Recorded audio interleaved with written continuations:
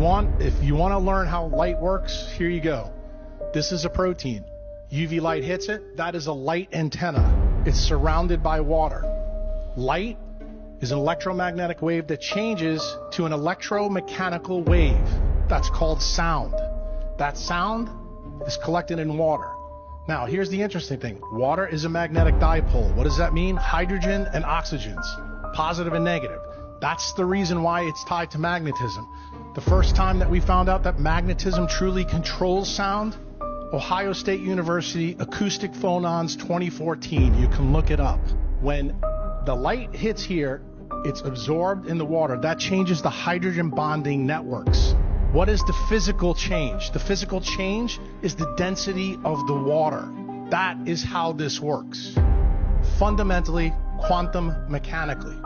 Now, here's the interesting thing. Mitochondria makes the cytosolic water that surrounds all the things in the cytosol, including the nucleus and the mitochondria. Where is this connection? Well, for those of you who don't know, the Schumann resonance comes from the interaction of sunlight on the ionosphere of the Earth. That's why people call it the heartbeat of Earth.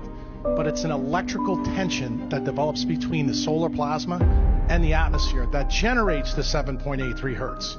Why do you need to know about it? What I tell you my day job was, I'm a neurosurgeon, right? The alpha wave in the human brain is 7.83 hertz, exactly the same. So guess what? The solar system entrains you to these solar systems as it comes to Earth. That's how it works, okay? Why is it important? It generates the alpha wave. So when you live in an environment today, you don't have as many alpha waves. Why? Because non-native EMF, what's the number one effect, which you'll learn about later, dehydrates your cells because it lowers your redox potential in your mitochondria. In other words, original slide, you can't make as much water from your own mitochondria. That's where the dehydration comes. And for the ladies in the room or the guys in the room who are not big science people, simple biohack at home, take a piece of steak that you have left over, throw it in the microwave, taste it. What does it taste like? Shoe leather. Why? What do microwaves do? They vibrate and rotate water really fast. It heats up and it dehydrates the meat. It's happening to you right now here in Vermont. It's happening to all of us because of these shitty lights that we have. Getting back to the topic, the eye, the SCN is the big focus. In medicine, the big focus is on the camera. That's why all these old people go see the ophthalmologist, and what do they get? Cataract surgery, right?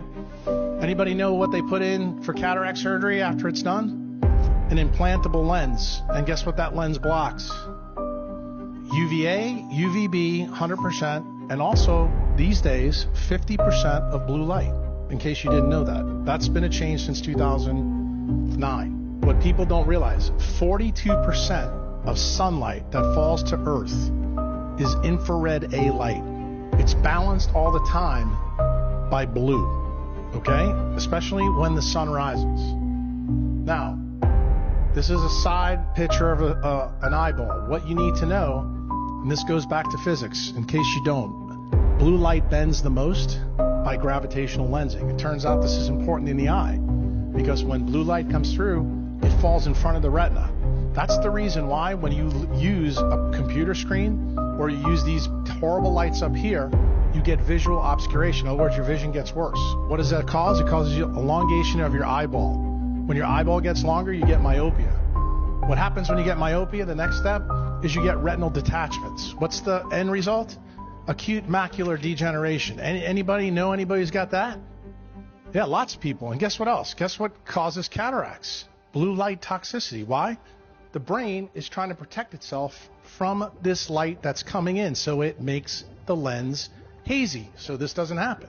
But why is it important to a mitochondriac? Well, it turns out in about 2003, 2004, through 2009, we had some really cool researchers that found out there's another opsin in the eye. And that opsin works with the retinal ganglion cells, and that's called melanopsin. Melanopsin is the hormone that runs the central retinal pathways in the eye. And it turns out they're really important at nighttime, and they link to melatonin, but not in the way most people think. The fovea is where the rest of the visual light spectrum fall, and it falls right here. Why? That's acute vision. That's your camera focus. That's what the ophthalmologist all pay attention to. They don't pay attention to this. The only ophthalmologists that do, you're going to hear about later, are the Japanese guys, who are the guys that I talked to 3 months ago. They've been on this way quicker than our American counterparts. But here's the key. I'm going to make a very controversial statement now for many people in this room. Central retinal pathway energizes everything distal to it. So let me explain that to you. It basically turns on your pituitary gland, and it turns on everything distal in the human brain. And I'm going to show you how. This paper, I should say this gentleman, his name is Fritz Hollwich. He was an amazing cat.